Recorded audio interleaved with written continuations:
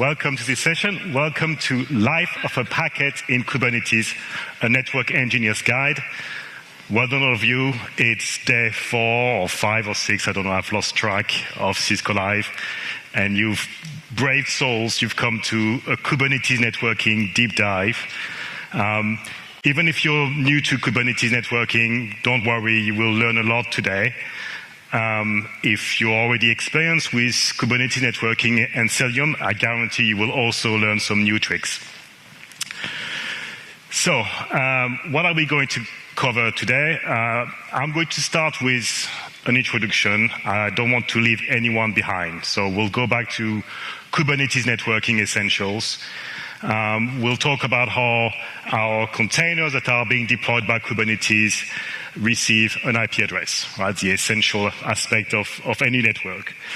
We'll talk about how pods in different nodes are able to communicate with one another, internet connectivity. We'll talk about how we bring traffic into our cluster, how we do load balancing with Kubernetes services. We'll talk about how traffic leaves our nodes and leave our cluster. We'll cover traffic engineering feature. I wanted to cover more, but I can't. I only have 90 minutes. I'll talk briefly about multi-clustering and how we load balance traffic across multiple clusters together. And then I'll finish with, and it might feel counterintuitive, but I'll finish with what happens inside the node, what happens when two pods communicate with one another inside the same node. And I left it last because it's maybe one of the most complicated aspects of Kubernetes networking. So you will see a few keys in the slide, a few icons.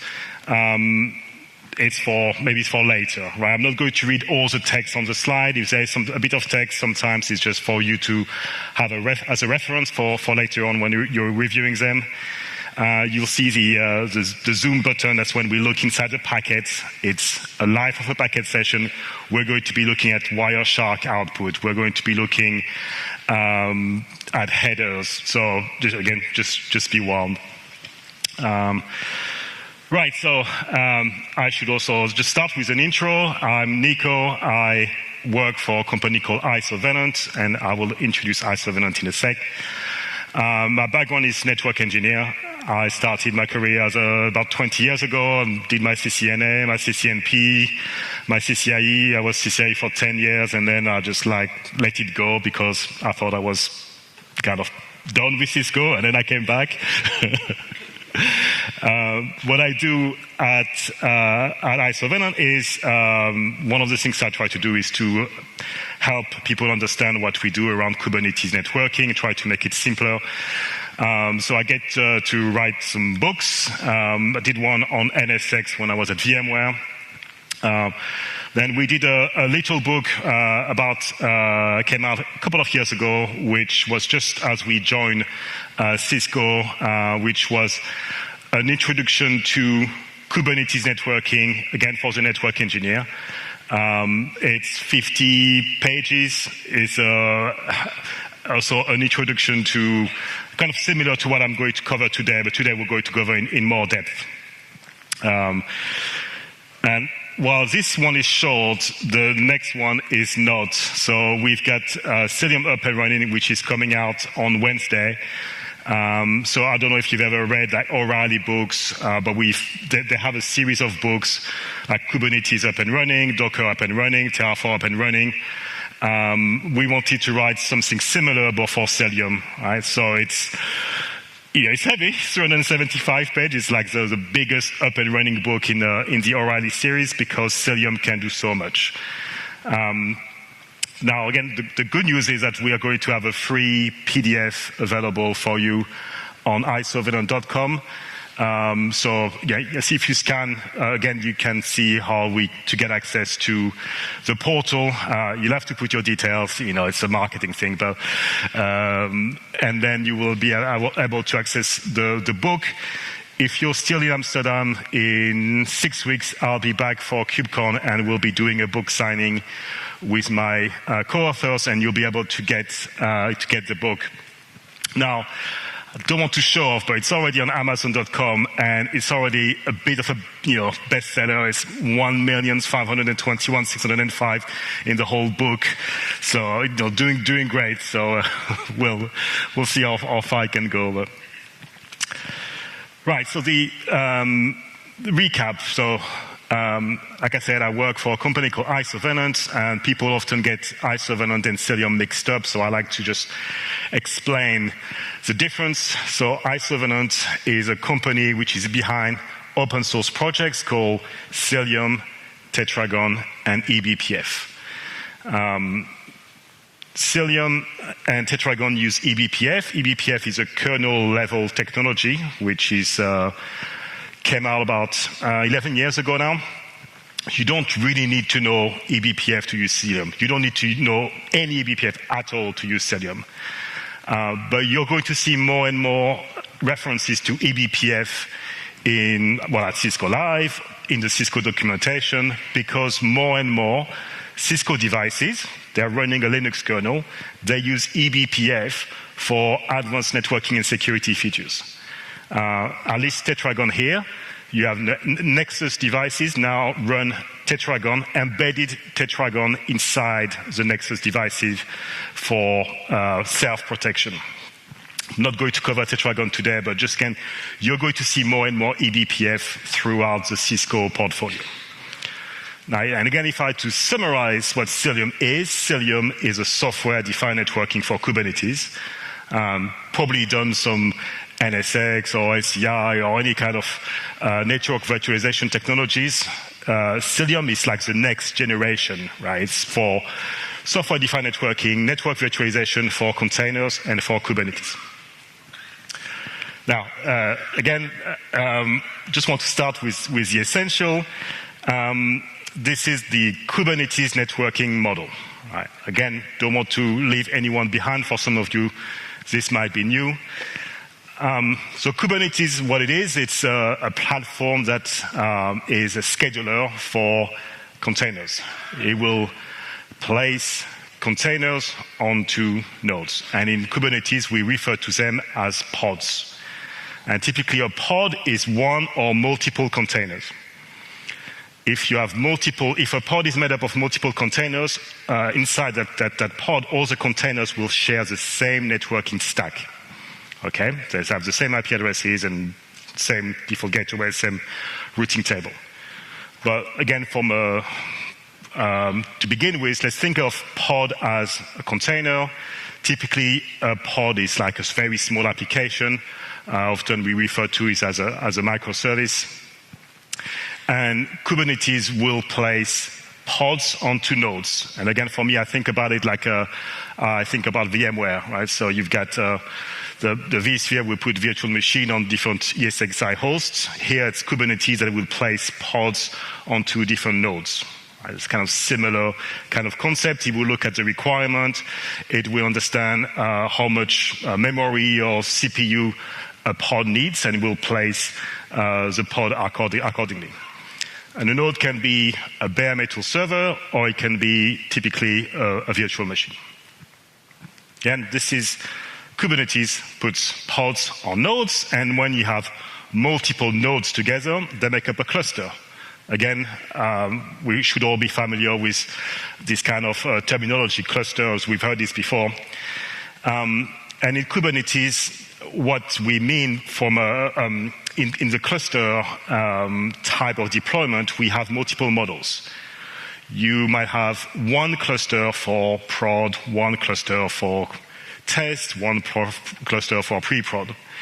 You might have one cluster for a tenant, for example, but typically Kubernetes is a shared environment. Right? The vast majority of people I work with, they deploy a cluster and it will be shared by multiple tenants. Okay, and I'm sure most of your deployments will be also a shared tenant, and that's going to be important later when I talk about security, when I talk about observability. So, okay, we started with pods, then we went on to nodes, and then we went to cluster.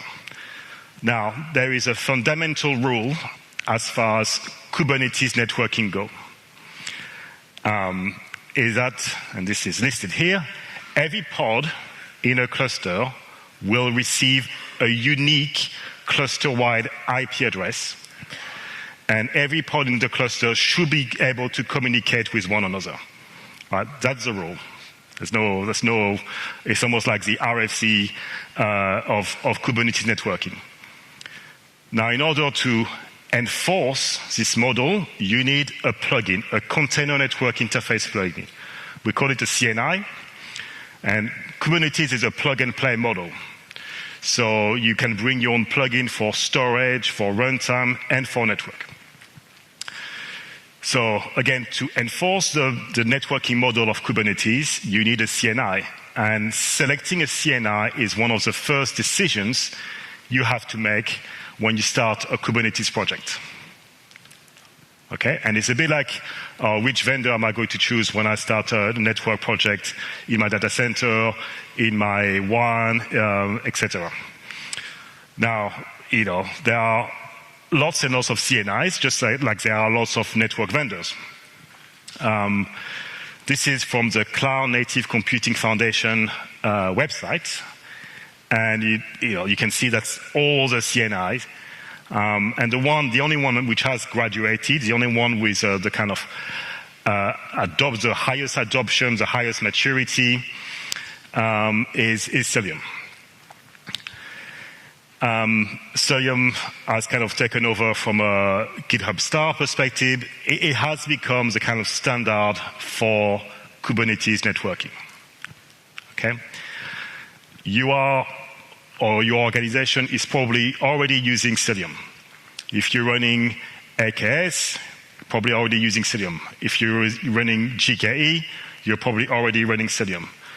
So in the early 20s, all the cloud providers kind of, went for Cilium for their managed Kubernetes distribution or services. And more recently, all the cool kids, all the neo cloud providers that offer GPU as a service also announced that they were running Cilium for eBPF-based security, policy enforcement, advanced security observability. That's CoreWeave, that's probably the biggest AI provider. Nebius, Crusoe. I've had a look at all the neo cloud and companies doing AI as a service, and they're also all using Cilium. Now, so what does it look like?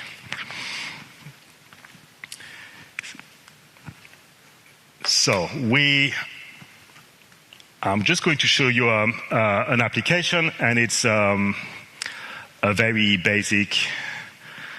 Let's have a look here.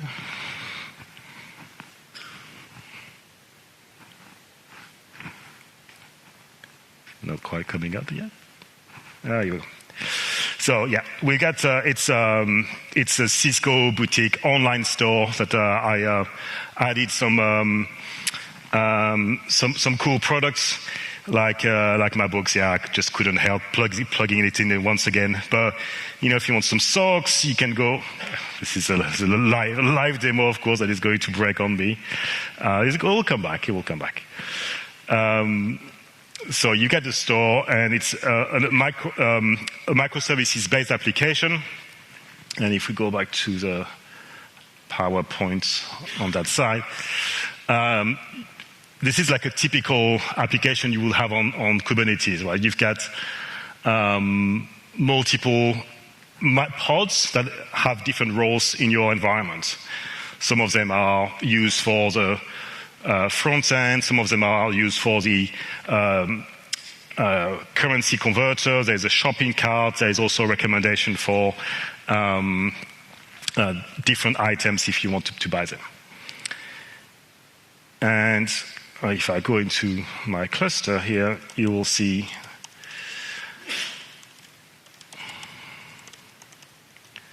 I've got all these pods running, and if I'll just even check here, you can see the IP addresses here, right? So here we go. Right, so I've got all my pods have been running for a couple of hours, and they've picked up an IP address, right? So just again, simple things. Our application have received an IP address. Cilium was the one that assigned that IP address to our pods. Okay, so there is a whole, and I'll talk a bit more about IP address management in a sec. But what we have is we essentially Cilium assign IP addresses to our containers, and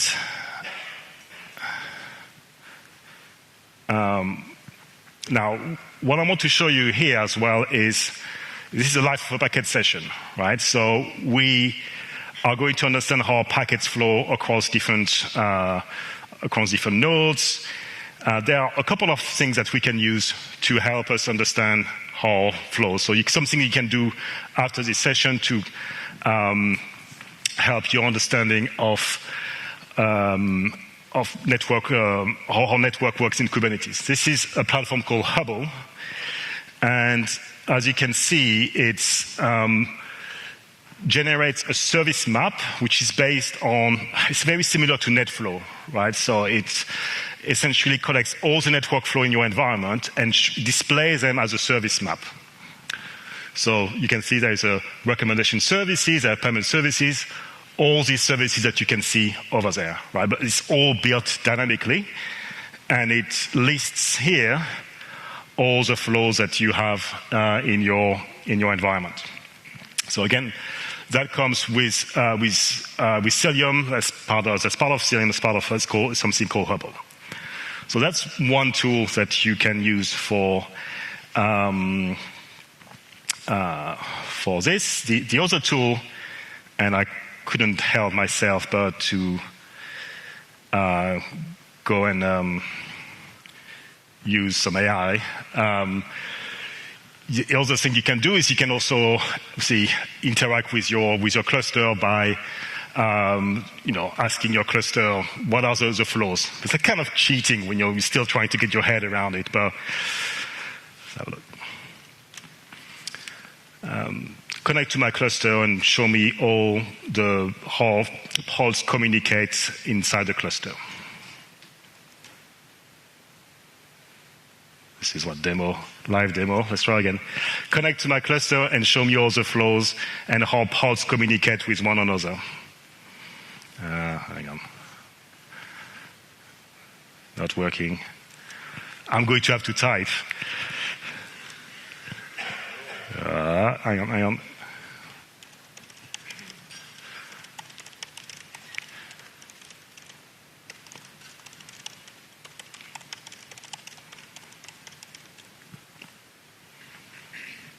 So what have I got here? I've got an MCP server, which is used for Kubernetes and lets me interact with my cluster.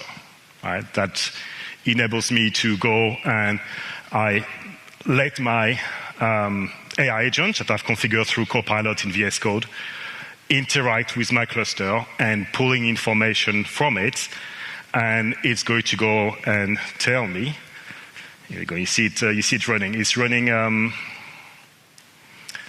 got a 3-node cluster running the Cisco Boutique Demo app, and it's it's checking. So it's running Cilium commands and Hubble commands in the background to tell me how my application is working.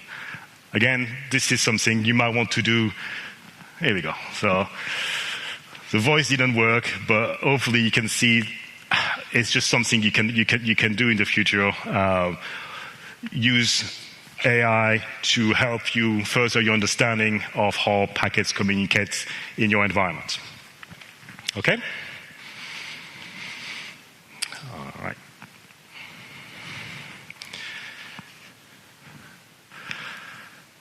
Right, so let's start speeding up and talk about IP addressing. So first, IPv6 versus IPv4.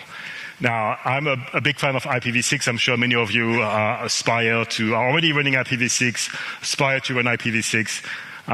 Most of the presentation is still using IPv4, and it's just because for cognitive decision, it's easier to read IPv4 IP addresses. But Cilium was first built with IPv6 support. There was no IPv4 support when Cilium was created. And the Cilium community was like, very ambitious. Let's go and build something that is IPv6 first, and that will be IPv6 only. Turned out it was too early. And it was Google who introduced support for IPv4 in Cilium. But Cilium has near feature parity between IPv6 and IPv4. We can do dual stack, we can do IPv4, IPv6. There are some features that are even added for IPv6 first before coming into IPv4 later. Okay? The examples I will show you will be mainly on IPv4 because it's easier to read, but you can apply all of this to IPv6. The problem is not Cilium or Kubernetes, it's the ecosystem. So, for example, GitHub, you can't pull from a GitHub over IPv6. They don't support it yet. So, we still need things like dual stack and NAT64, that kind of stuff. So,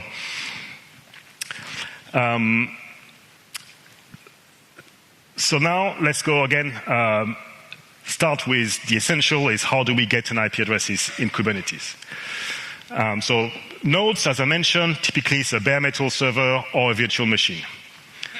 And nodes will get their IP address just like any machine on your network. It might be through your IPAM box, it might be through your DHCP server, it might be statically. So I don't really talk about how nodes, that's not really relevant to Kubernetes. What's more important from our perspective is how pods receive an IP. And typically you would have one or multiple subnets which will be cluster-wide. So that would be your cluster-wide large subnet, for example here 10.244.0.0/16. And that will be across the subnet, and then you might have one or more subnets like this, and then they will be allocated across your node. So they will carve out here like a /24 will be assigned to node 1, the .2 will be assigned to node 2, etc. So we call this a pod CIDR. Again, we not network engineers know what a CIDR is. So we call a pod CIDR is a range from which pods will get their IP addresses in Kubernetes. And that's the role of the CNI and the role of Cilium to assign an IP from that pod CIDR as pods come online. Okay, so that's the role of Cilium. Cilium acts almost as a DHCP server, but for Kubernetes pods. I'm not going to cover there. Lots of different IPAM modes. It's covered in the book, and I've also left some slides, but I'm not going to cover them today. I think the most interesting, important aspect of Kubernetes is around the use of IP addressing. In the traditional world, we've used IP addresses as an identity. So we create security rules, and we say IP A is allowed to talk to IP B, because our IP addresses are predictable. In Kubernetes, there's entirely unpredictable. So here I show you an example of what happens if I run an imperative command and I say I'm going to delete one of my pod. Okay, you see my pod had the IP address 10.244.1.140. When I delete it, again using an imperative command, Kubernetes, which is a declarative platform, will remember my first intent. And my intent was to have a pod. So Kubernetes will be like, oh, somehow a pod has been deleted, I'm going to go and recreate one. But it will recreate it with an entirely different IP address. It might even put it in a different node. So again, just remember that the IP addressing they're unstable. So we're going to need to have a stable IP when we expose our applications. All right, now we're going to move on to now we understand how pods get an IP address. Let's understand how pods communicate with one another. And if you remember the networking model in Kubernetes, pods need to be able to talk with one another without the use of NAT. And they need to talk with one another across different nodes. So somehow, every node needs to be aware of where the other pod's CID are located. All right, so this node here needs to know where the 10.244.1.0/24 is located. And it needs to know it's associated with that node. It needs to know how to reach that subnet and that subnet. The way we do it in Cilium is with something called native routing or encapsulation. So native routing is essentially we rely on the network to be aware of where each pod CIDR is located. So it's aware that, again, 10.244.1.0/24 is associated with that node, so that when the traffic kind of leaves the other node, it will then forward the traffic over. Right? So we've got this pod CIDR, and we need the network to know where it's located and on which node. Okay? And we have 3 ways of making the network aware of each pod CIDR and which node. First one is called static routing, right? Static routing, nothing new, right? And just like in the traditional world, it's not something we recommend. But what you would do in this instance is you will statically configure the nodes and the underlying network and say, this pod CIDR is located on that node. Okay? But you have to do it statically, which is a bit of an anti-pattern in Kubernetes, obviously, when everything is very dynamic. So it exists, don't do it. The other thing we do in Cilium is something called auto route injection. And in this instance, Cilium is the one that will inject a route in the routing table of the Kubernetes node. All right? It's quite funky. I quite like this. So Cilium will say, again, because Cilium knows where each pod CIDR is located. So it can say, okay, if you want to go and reach that pod CIDR, go via this route. Now, this only works when you have a shared layer 2 network where all your nodes are on the same subnet. Okay, so that's, again, quite easy, nice option, but you need all your nodes to be on the same subnet. Probably the best method, and it's not going to be a surprise, is using BGP. And BGP will never die. It's still, it's still there, still great. And in BGP, what we do is Cilium can run a BGP daemon and peer with your top-of-rack device, your leaf device, your Nexus, whatever, and can tell the rest of the network about pod networks. Okay? So we'll build a BGP session between the node and the top-of-rack device, and we'll tell the network about the IP, the pod IP range. That works great, scalable. That's my recommendation, and it's going to give you the best kind of performance. Obviously, it requires you to set up BGP peering in your environment. For network engineers, that's not a problem. For platform engineers, more of a challenge. Now, if you don't want to use BGP, the other method is called encapsulation mode. And again, that shouldn't feel too different than for you. You've been doing things like EVPN and VXLAN. Here, the same thing. We support both VXLAN and Geneve, which is another encapsulation protocol, which is less commonly used, but it is out there. And that's the default routing mode in Cilium. So what happens here is, again, Cilium will create a mesh of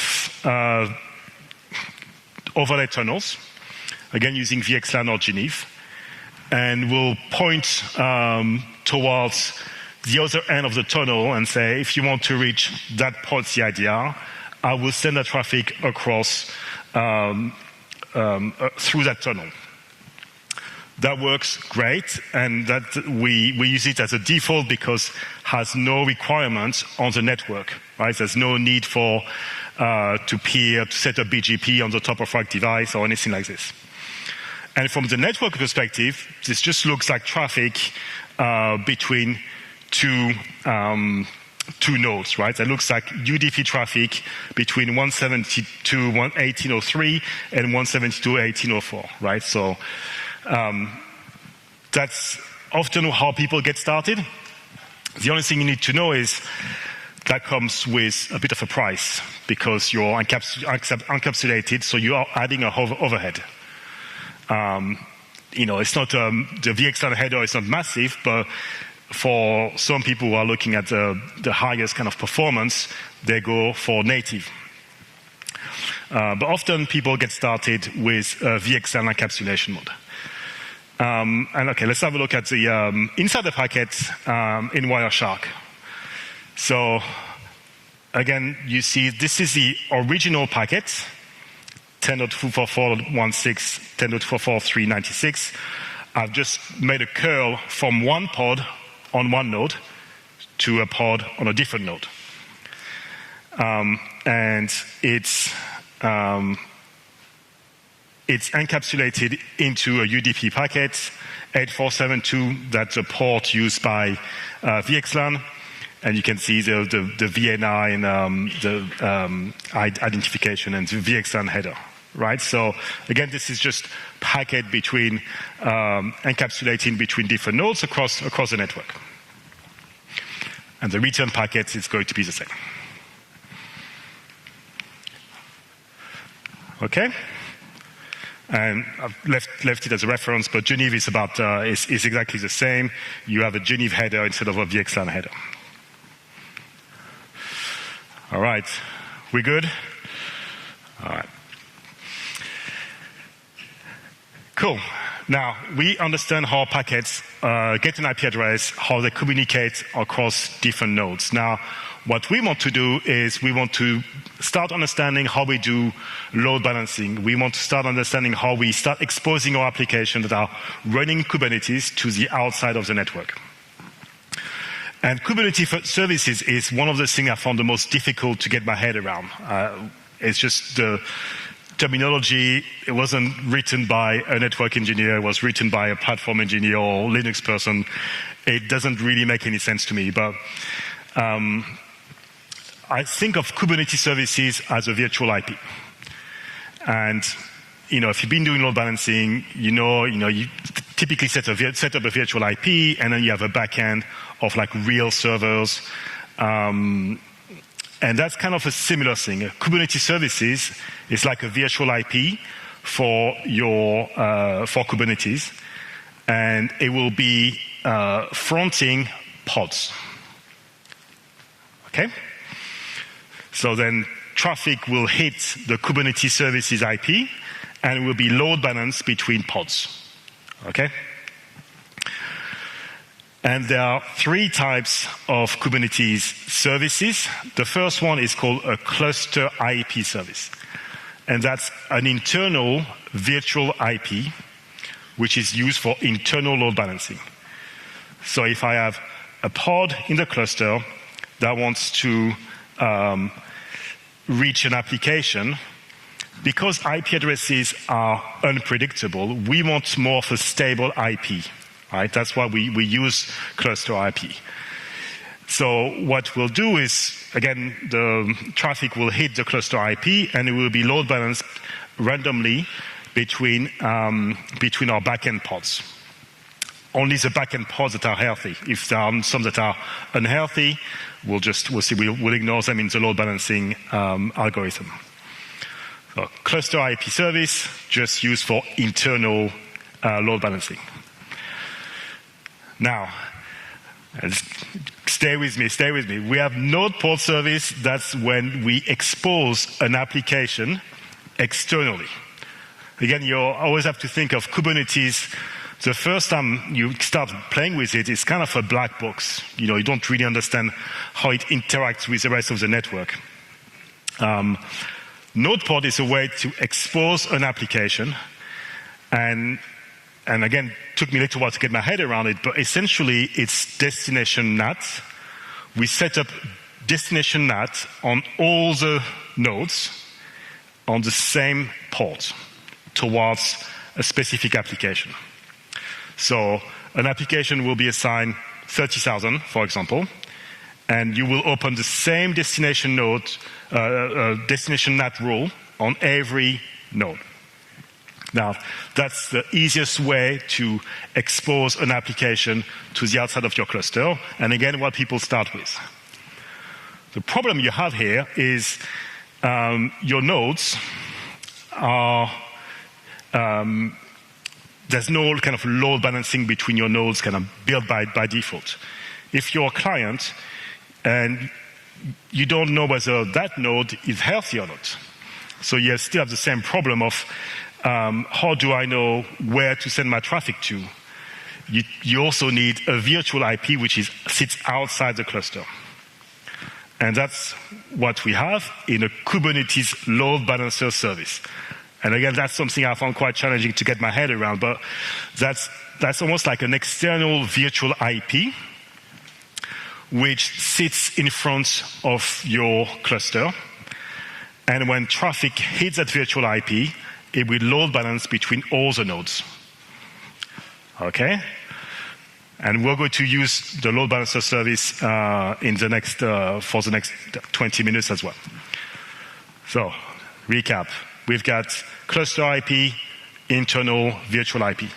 Node port, we set up destination NAT on the same port across all the nodes. And load balancer service, it's a virtual IP which sits in front of all the nodes, and which means that if you add more nodes to the cluster, again, traffic will be load balanced across all of them. That load balancer service will receive an IP address, and that's the role of Cilium, typically, to assign an IP. If you use Kubernetes in the cloud, typically what will happen is your cloud provider will assign an IP, and it might be an external IP, it might get a DNS name. If you use Kubernetes on-premise, Cilium will assign an IP address, and we call it as LBIPAM, a load balancer pool. You create a pool. Again, you can read YAML, it's pretty easy to understand. We'll just assign an IP address from that range to your load balancer service. Works with IPv4, works with IPv6. All right, so we're getting there. We almost have our application reachable, right? We get an IP address that is external to our cluster. We understand a bit more about load balancing.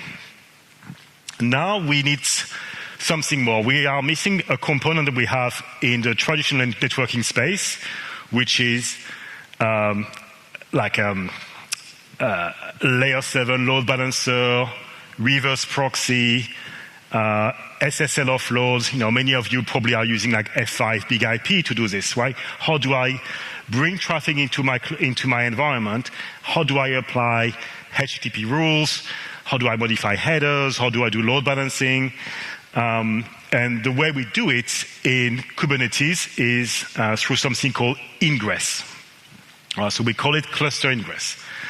And again, in Kubernetes, we have, if you start kind of playing with Kubernetes, you're going to read something about ingress. And ingress, it was the original API that defines how to bring traffic into your environment.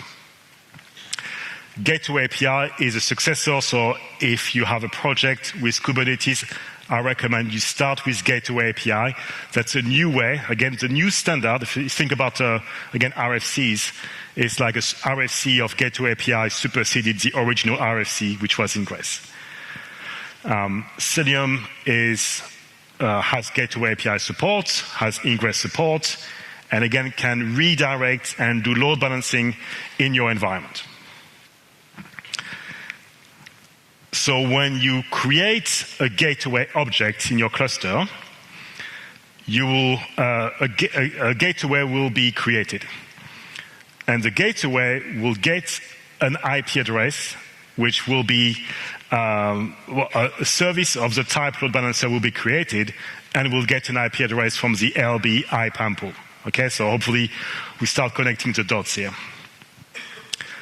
Now, what you then want to do is to, and that's what I've done in my demo. I have Gateway API, and I'm able to access my application, right? So this is kind of how we get into a position where we build our apps, and our external clients can access it.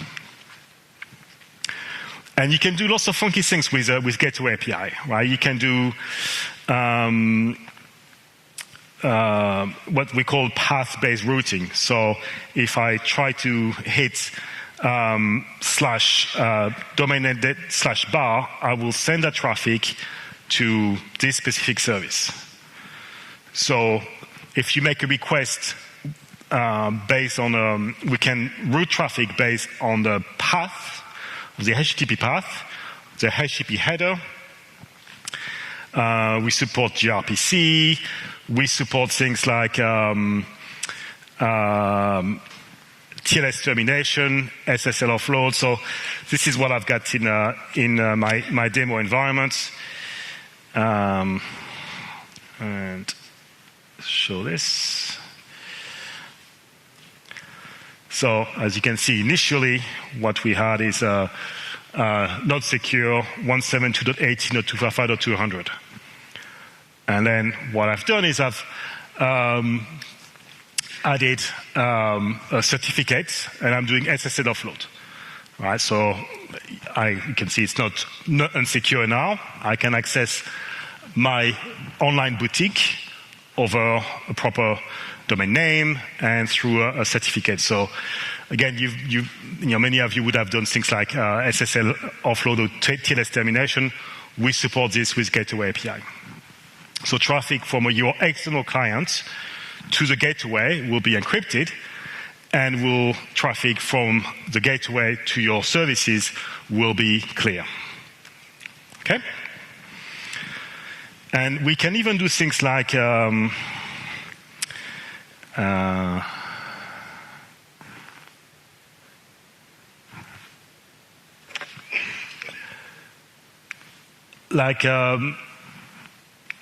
TLS. We can do things like A/B testing and load balancing. So if you want to introduce a new version of the app, so if I've got a new product that I want to, or a new design for my Cisco boutique, I can do things like A/B testing, where like 1% or 5% of my traffic will be redirected to a new version of the app. Right? So that's how you can introduce new versions. You do A/B testing, canary testing. What you can do, which has been handy for me, is also redirection.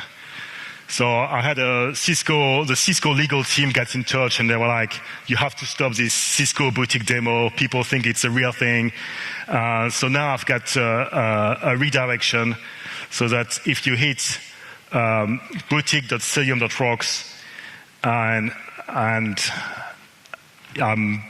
redirect that traffic automatically to the Cisco store.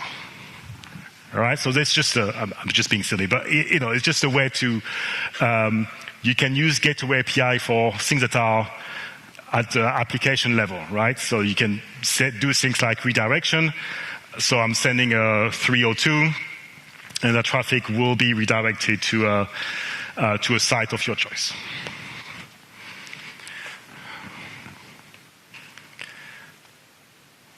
Okay.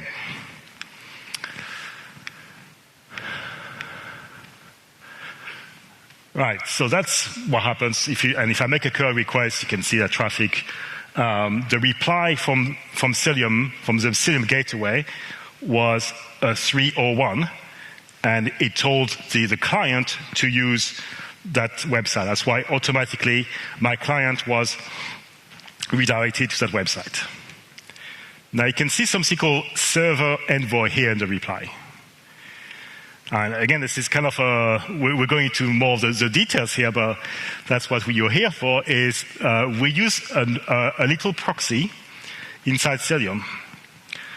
Because Cilium typically uses eBPF for layer 3, layer 4 processing.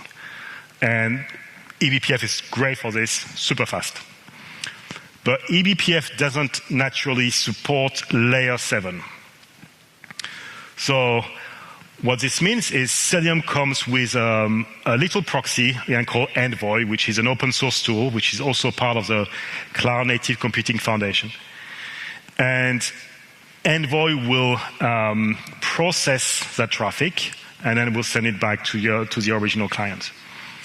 So whenever we need to do layer 7 things with Cilium, whether it's observability at the layer 7 level, or things like redirections, or path-based routing,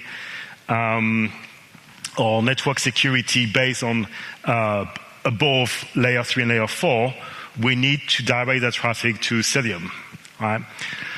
To Envoy.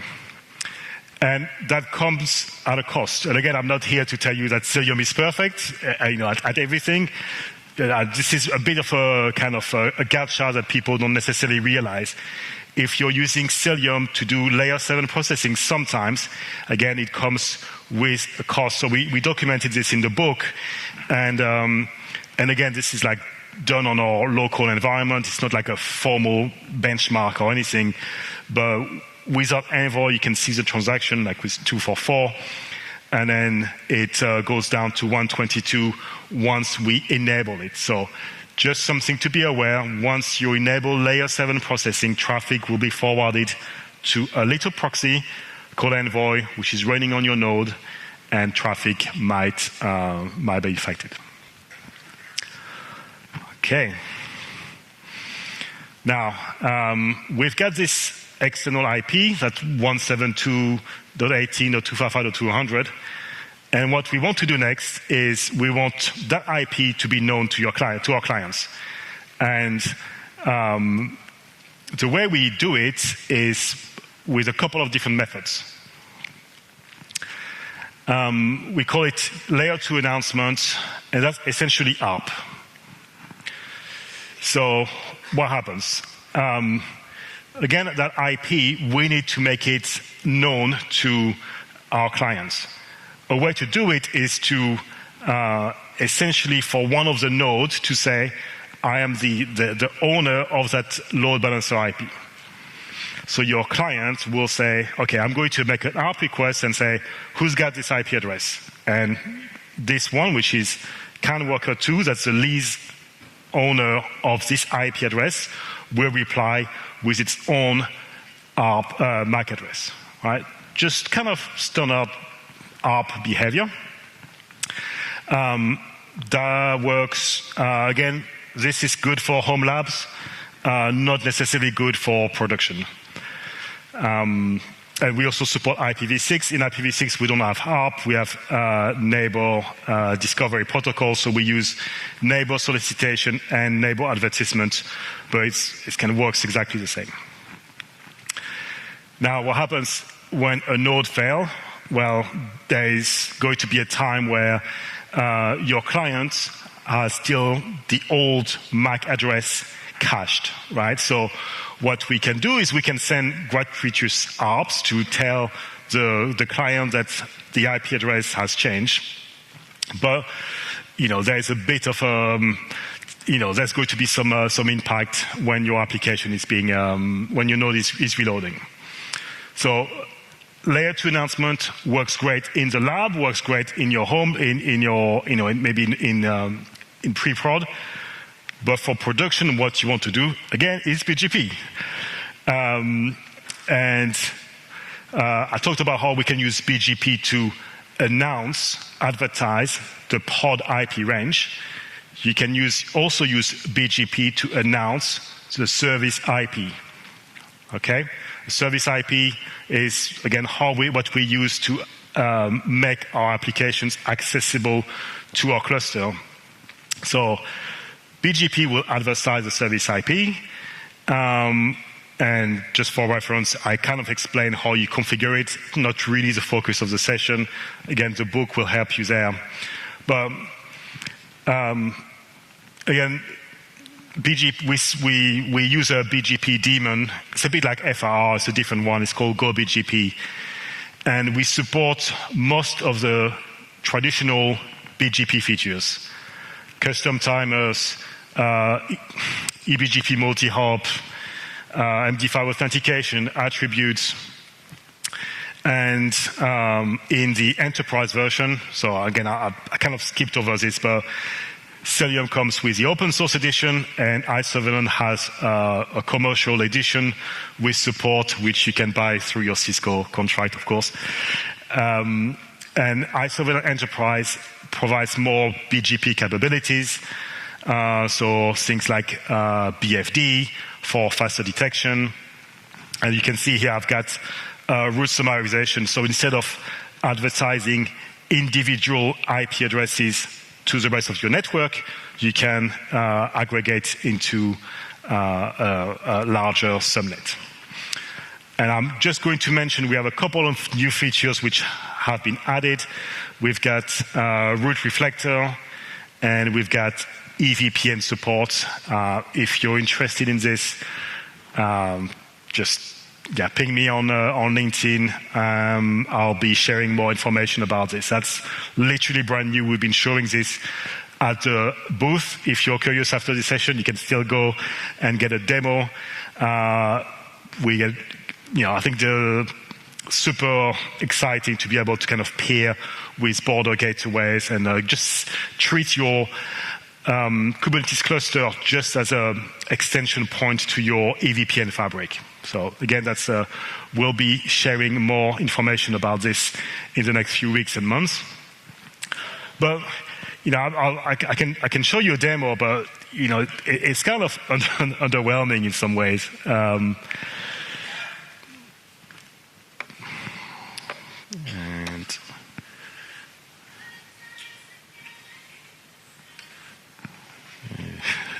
We're having a good time. Right, so we can run Cilium has its own CLI. So you might have something like, you've been using the iOS CLI or something like this. We have the Cilium CLI, which connects to your Cilium environment and can list, I can check the status, and it can also run things like Cilium BGP peers, right? So here we know that we are,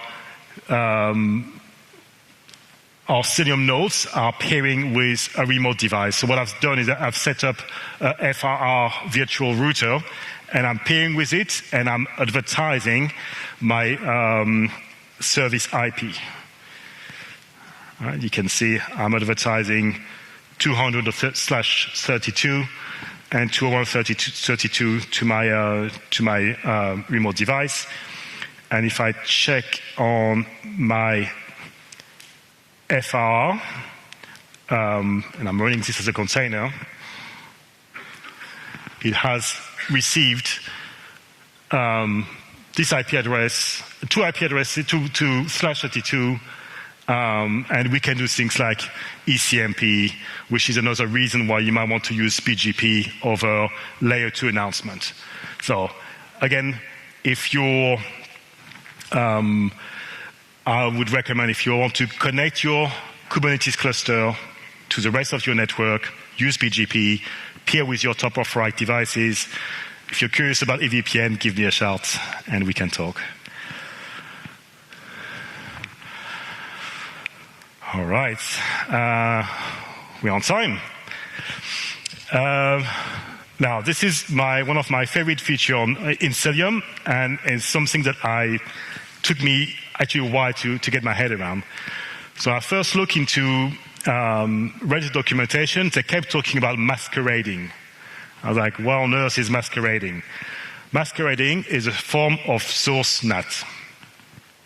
So what happens when traffic leaves the cluster? Your pod, by default, will the source traffic will be changed, and the IP address will change to that of the node it lives on. Okay? So instead of using 10.244.1.3 as a source IP as a packet leaves the cluster, the IP address is changed to that of the node it lives on. Okay? And it go and reach whatever it needs to reach. The problem with that is, the ABCD has no clue who sent the packet in the first place. It can only see a packet coming from the node. It doesn't know, if you have a cluster with multiple tenants, doesn't know which tenant it is. Right? So we have this kind of lack of visibility, which is even more problematic from a security perspective, because again, you see traffic coming from a single node, and it could be from any tenant, so you don't know how to use it. Now, you might want to say, I want to disable this masquerading, and you can, but then the traffic will arrive to your external box, and unless that external box know about the pod network, they won't be able to send that traffic back. Okay? Okay. So what we do here is there's a feature which comes with Cilium called egress gateway. And this is it's another kind of way for us to work around the funky, like the many layers of abstractions we have with Kubernetes. Right? With egress gateway, what you can say is this pod or this tenant, when it leaves the cluster, will come out with a specific IP address, or will come out from a specific interface. Okay? And that's useful, especially from a security perspective. Because what you can say is if you have, 2 tenants or 2 organizations, you could say, I want my HR tenant to come out with IP address 0.100. And I want my sales tenant to come out with the IP address 0.101. And again, we do this because then the traffic will hit the firewall, and the firewall will be able to say, oh, I know that this IP address represents that tenant, that team, that organization. Because by default, firewalls, they have no idea what's going on with Kubernetes. They don't know about namespaces. They don't know about pods. They only see the these random IP addresses. So by using egress gateway, we kind of provide this layer of predictability about the IP addresses that we see when it comes out of the cluster. Okay. And I'll show you a couple of examples of how to apply. All right, again, just to recap, because this is kind of a thing that I think people can find confusing.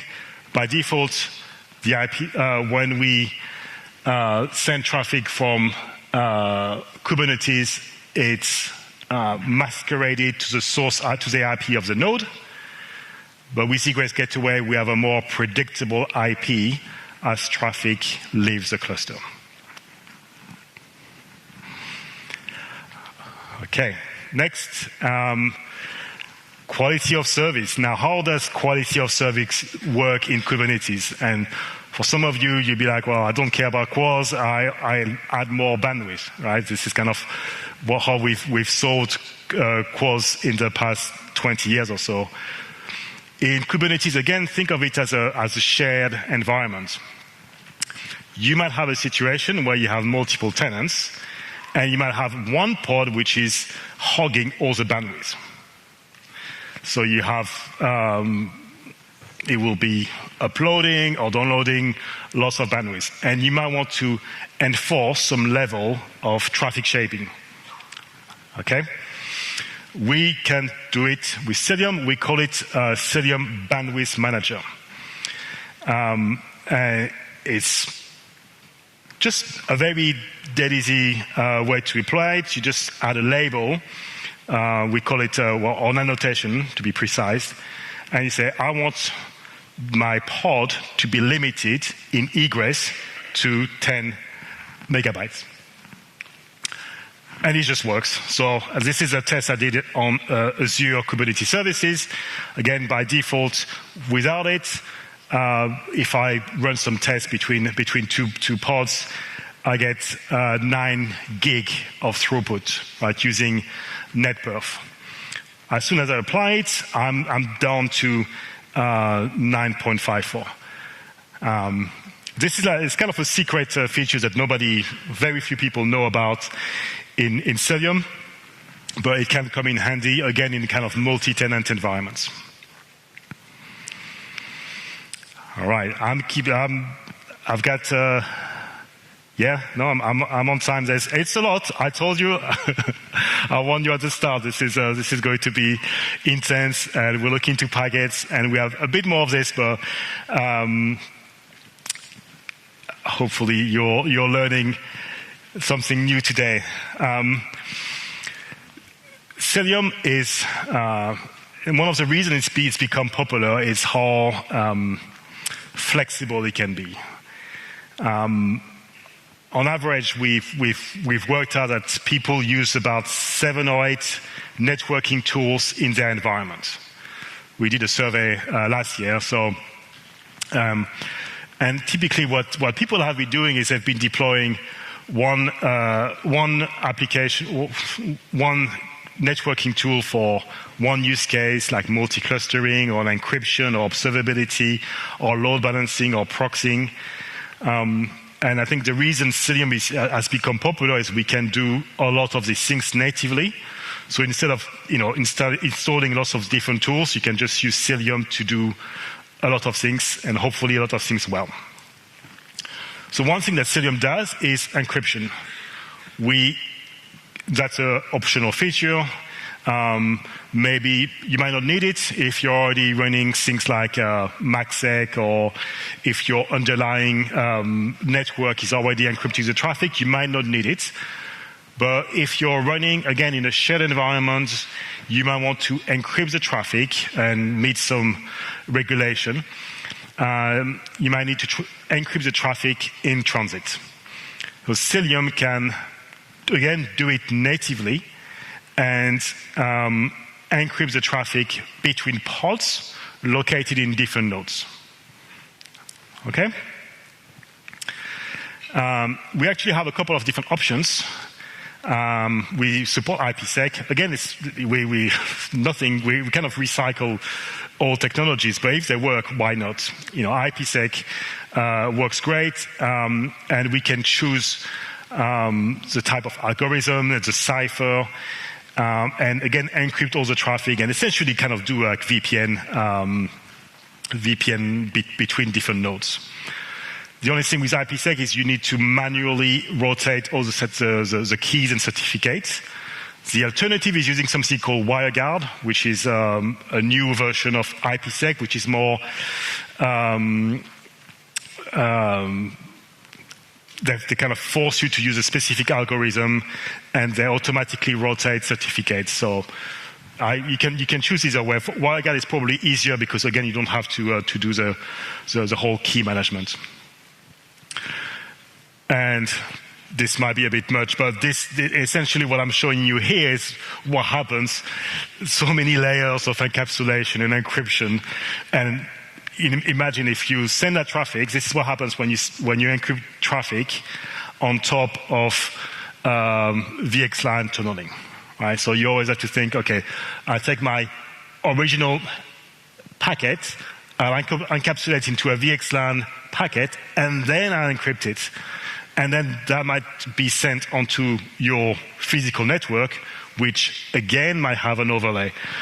So it's, MTU can be a problem, as you can imagine. Okay, so I'm going to cover one traffic engineering feature. Again, there are lots of really cool things. which are in the book. That's also one of the things that made Cilium so good is some of the innovations. There are things that I guarantee you have never seen before. I will cover a couple of them. But maglev, for example, this is it's named after, it's a Google technology, which we've ported to Cilium. And there are a few things like this. Again, because we are part of the open source ecosystem, we just kind of borrow cool technologies here and there. And maglev is named after a Japanese magnetic levitation train. And the reason it's a very fast train, and maglev helps us provide high throughput. I've left some slides in here for you to have a look at, but there are lots of really cool things that, again, I will advise you to check out, because you will see a lot of this innovation in Cisco products. I guarantee this will come, and you're hearing it first here. So I'll just cover a simple one. It's called direct server return. Should be quite simple for network engineers to work out. By default, if we receive traffic from an external client to our node, again, we do some form of source NAT. And that's the default behavior. So the traffic will be from that external client, the source IP will be changed to that of the node that receives the traffic, and then they will send the traffic over to the node. So traffic will return back to the original node and then over to the client. So we call it indirect server return. That's the default behavior. And obviously, that's not, you have this kind of extra hop, right? Cilium includes direct server return, where we don't do the NAT, we keep the original IP address, and traffic is sent directly back to the client, so you don't have this kind of indirect this traffic going back to the node one, it goes straight back to the client. And you might have seen this in load balancing, the load balancing world. All right. Multi-clustering. This is again, you think about like in data center space, you've probably had multiple data center. You've done like global server load balancing between across multiple zones, multiple data center, or even within the same data center. We have the same requirements. Again, nothing is necessarily new in the world of Kubernetes networking. It's very often similar requirements. Here we use something called cluster mesh, where we mesh multiple clusters, we connect them together, we set up a certificate, and essentially the clusters trust each other. And you can do things like, you can have a service which is spread across multiple clusters, right? So if you start having failures on one side, traffic will be automatically balanced to the other side.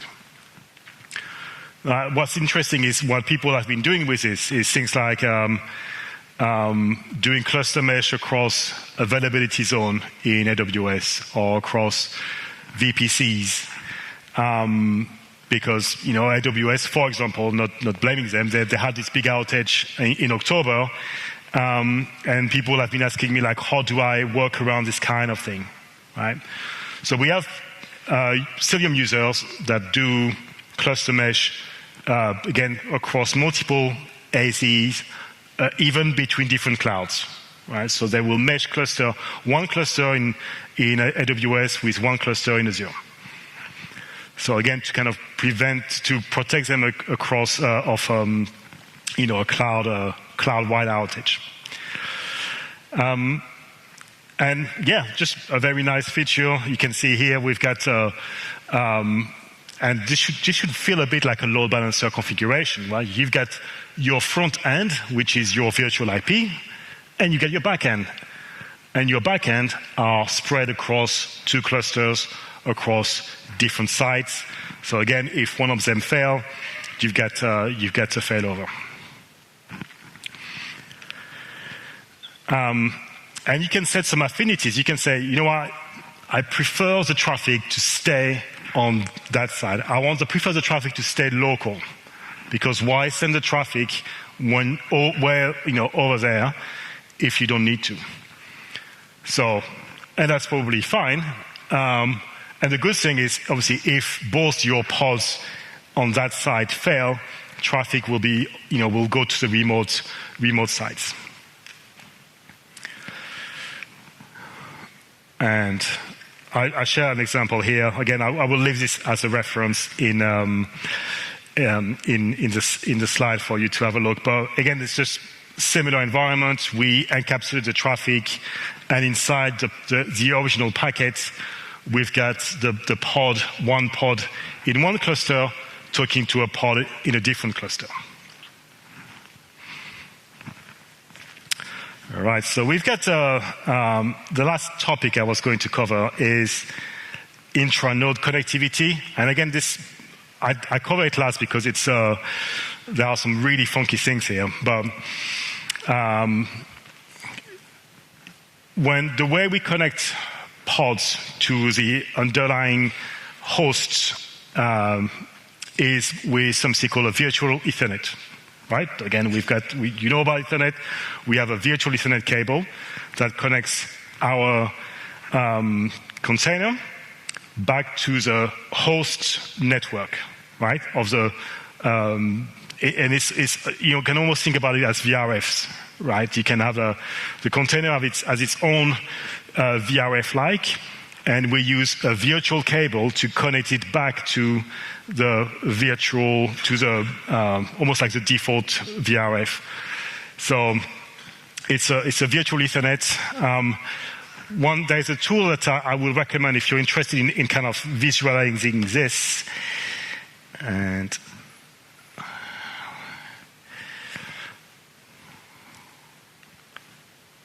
here you go.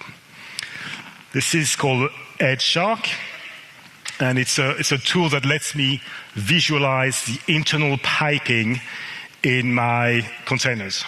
And again, like for me, I'm not a Linux expert. A lot of this is still quite new, and I like to be able to kind of visualize how things connect together. So what I can do is I can go and find one of my containers here, and you can see it has my container has a virtual peer-to-peer Ethernet. All right? That is connected back to the worker node where my pod is deployed. All right? And it can take you all the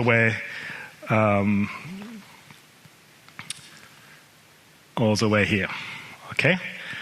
So again, this is a nice little tool you can use just to familiarize yourself and be able to visualize how containers are able to communicate with one another on the same node.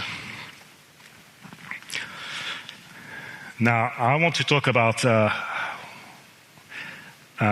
couple of last features, and then I'll take some more questions. So virtual Ethernet actually has been around for about 25 years. And I'll go back to the slides.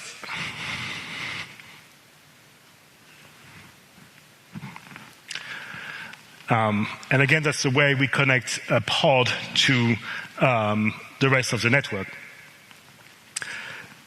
But again, 25-year-old technology doesn't necessarily scale. It's not something you want to keep using, right? It's a bit like using a Cat5 or something like this in your data center today. And the biggest problem is essentially the pod traffic leaving the pod will go through some internal pipe inside the Linux networking stack. It goes through per CPU backlog queues, some obscure things, but essentially there's a lot of inefficiency for traffic leaving the pod. So we've added something called Netkit, which is brand new. It came out maybe 18 months ago. And it lets us bypass a lot of the internal piping and that comes with the traditional container. Again, some detail in the slide. I added a link to a blog post I wrote about it with more information. But what we're trying to achieve here is the holy grail of container networking, which is to have the same performance for your container as a host is running on. And again, because there are so many layers of abstractions, as you've seen today, there are so many, like layers after layers after layers, that typically the performance of a container compared to the network performance of the host it's running on is much lower. So in the past 5-10 years, what we've been working on in the Selenium community is try to make up for that and get to parity from a networking perspective between the container and the host. All right, final feature I'm going to talk about. Who has ever heard of big TCP? Okay. I thought that would be there would be fewer hands here. Now, big TCP, again, that's another Google-created technology. And it comes back to the fact that we now have 100 gig networks. If I have a 100 gig network, and assuming an MTU of 15,000 bytes, that means that your CPU, when it has to process the packet, has to handle 8 million packets per second. Not possible. That doesn't leave enough, it's not enough time for the CPU to handle. So what we typically do is we batch packets together. And that's something that has existed with in the Linux networking space. We have something called GRO and GSO. And that's essentially, we group packets together and we send them through the kernel. But IP has a limitation up to just 64 kilobytes. That's the max length for an IP packet. That's still not enough when you have, like 50, 70, 60, 80 gig of traffic. So we have to find a way to group batch packets in even larger segments and frames. That's why it's called big TCP. We create a jumbogram. And we actually introduced support for IPv6 in big TCP first before introducing into IPv4. But again, this is kind of only 2 people raise their hands, so it's a very obscure feature, which, again, I expect to see it maybe in some Cisco devices in the future. So what we're able to do is we're able to create larger packets, and then when they enter the Linux kernel and are being processed by the platform, we're able to group them together, process them, so there's less impact on the CPU, which can lead to massive improvements. So this is what I run in my lab. I went from 5.7 gig to 8.6 gig. And there is more to read. Right, so final things I wanted to say is, so we put together this report, we interviewed lots of people, we ran a survey, again, to try to understand how people are running Kubernetes networking these days. And it's on their surveillance website, it's quite easy to read. But what we found out is that typically, it's platform engineers that are responsible for networking. Platform engineers, DevOps engineers, cloud engineer, and typically the network community is not part of that conversation. Right? And it might be unintentional, It might be sometimes intentional.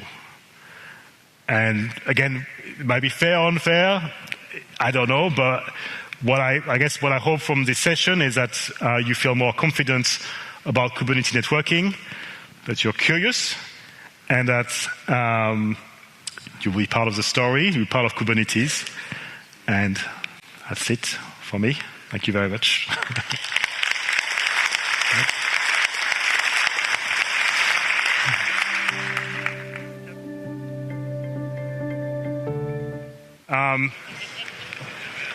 And if you're interested, sorry to say, we also offer, if you think this session might be interested for your broader team back home, we offer the chance to run this for them, whether we can go to your offices, we can do it remotely.